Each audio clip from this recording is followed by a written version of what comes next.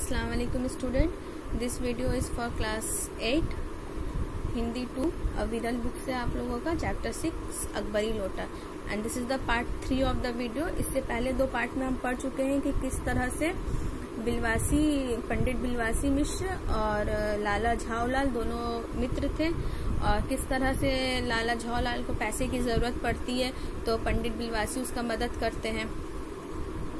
आगे हम लोग पढ़ेंगे इसमें। इस अंग्रेज को जब मालूम हुआ कि लाला झावलाल ही इस लोटे के मालिक हैं, तब उसने केवल एक काम किया, अपने मुंह को खोलकर खुला छोड़ दिया। और जब इस अंग्रेज को पता चला कि ये लोटा जो है ये लोटा जो गिरा था उसके पैर में वो लाला झावलाल का था, तो उसने अपने मुंह को तो खुला का खुला ही छोड़ दिया, मतलब वो उसे उटपटांग बातें बकने लगा। लाला झावलाल को आज ही ये मालूम हुआ कि अंग्रेजी भाषा में गालियों का ऐसा प्रकांड कोश है, तो वो उनको जो है मुंह खुला छोड़ दिया, मतलब वो उनको कंटिन्यू अंग्रेजी में गालियां दे रहा था, उल्टी सीधी बातें कर रहा था। तो लाला झावलाल को आज ही पता चला कि अंग्रेजी भाषा में भी गालियों का ऐसा प्रकांड कोश है, ऐसी गालियां भी होती हैं। इसी समय पंडित बिलवासी मिश्र भीड़ को चिढ़ते हुए आंगन में आते दिखाई पड़े।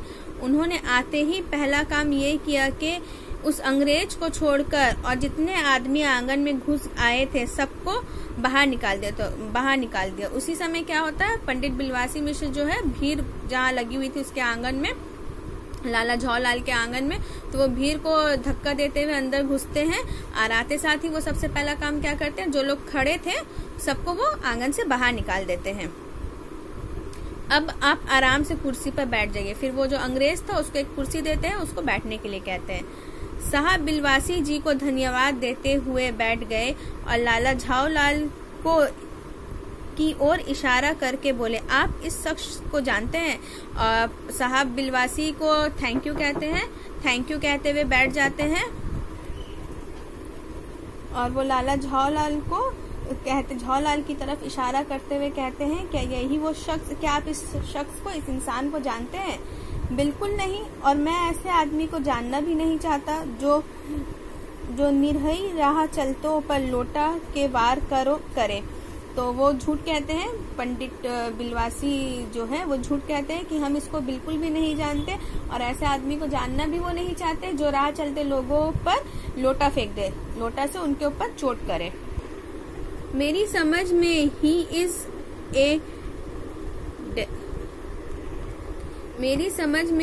इज ए डेंजरस क्रिमिनल, यानी ये एक खतरनाक मुजरिम है।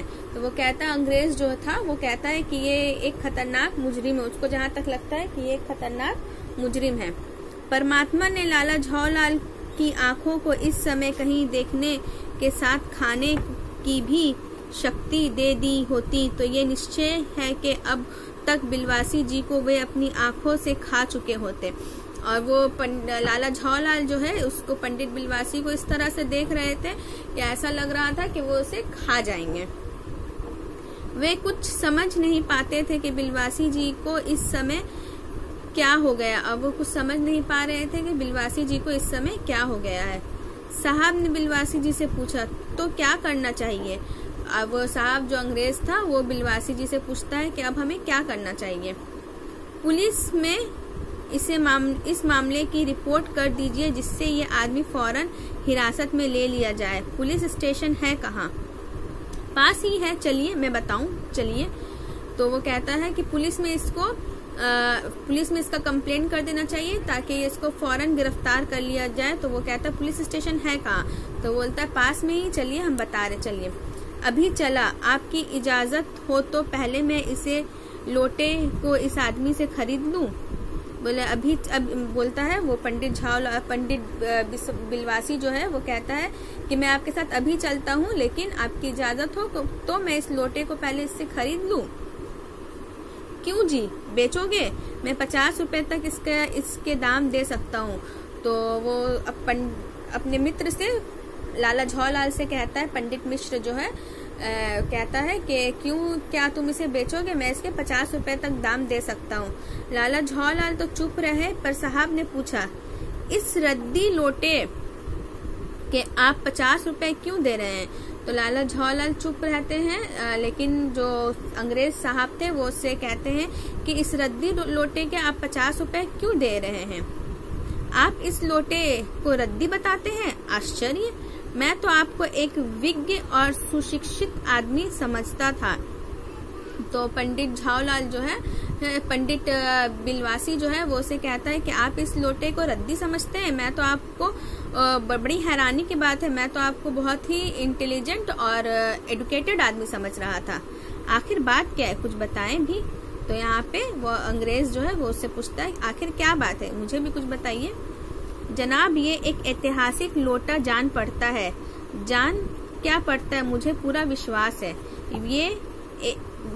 ये वह प्रसिद्ध अकबरी लोटा है जिसकी तलाश में संसार भर के म्यूजियम परेशान है। तो वो कहता है कि ये एक बहुत ही एंटिक लोटा है। मुझे इस बात का पूरा यकीन है कि यही वो लोटा है जिसको, जो प्रसिद्ध अकबरी लोटा है, जिसका नाम एक अकबरी लोटा है, और विश्व भर के म्यूजियम, पूरा दुनिया का म्यूजियम जो है इसी लोटे की तलाश में है। ये बात? जी जनाब, 16वीं शताब्दी की बात है। बादशाह हुमायूं शेर शाह से हार कर भागा था और सिंध के रेगिस्तान में मारा फिर रहा था। तो वो उसे एक कहानी, मनधड़क कहानी बता रहा है। पंडित झोलाल, पंडित बिलवासी जो है उसे एक मनधड़क कहानियां यहाँ पे सुना रहा है कि जी जनाब, आपको पता नहीं, ये 16वीं शताब्दी 16th सेंचुरी की ये बात है। बादशाह हुमायूं शेर शाह से हार कर भागा था और सिंध के रेगिस्तान में मारा फिर रहा था। एक अवसर पर प्यास से उसकी जान निकल रही थी और एक मौके पर उसको बहुत प्यास लगा था और जिससे उसकी जानें निकल रही थी। उसी समय एक ब्राह्मण ने इसी लोटे से पानी पिलाकर उसकी जान बचाई थी और उसी समय एक ब्राह्मण ने इसी लोटे से उसको पानी पिलाकर उसकी जान बचाई थी। हुमायूं के बाद अकबर ने उस ब्राह्मण का पता लगाकर उससे इस लोटे को ले लिया और इसके बदले में इसी प्रकार के 10 सोने के लोटे प्रदान किए। और तब कहता है कि हुमायूं जो था, उसके बाद अकबर ने उस ब्राह्मण का पता लगाकर उससे ये लोटा खरीद लिया था और इसी तरह के 10 सोने के लोटे उसको उसके बदले में दिया था। ये लोटा सम्राट अकबर को बहुत प्यारा था और ये लोटा जो है सम्राट अकबर को बहुत प्यारा था। इसी से इसका नाम अकबरी लोटा पड़ा और इसी के कारणवश इसका नाम अकबरी लोटा पड़ा। वो बराबर इसी से वजू करते थे और वो हर वक्त इसी से ही वजू किया करते थे। सन 57 तक इसके शाही घराने में रहने का पता है और सन 57 तक इसका ठिकाना शाही घरों में ही था, पर इसके बाद लापता हो गया। और लेकिन इसके बाद क्या हुआ, ये लोटा कहीं खो गया। कोलकाता के म्यूजियम में इसका प्लास्टर का मॉडल रखा हुआ है और कोलकाता के म्यूजियम में जो है यहाँ पे इसी तरह का एक प्लास्टर का मॉडल जो है रखा हुआ है। पता नहीं ये लोटा इस आदमी के पास कैसे आया, और वो कहता है कि मुझे भी पता नहीं कि ये लोटा जो है, इतना एंटिक लोटा जो है उसके पास, इस आदमी के पास कैसे आया।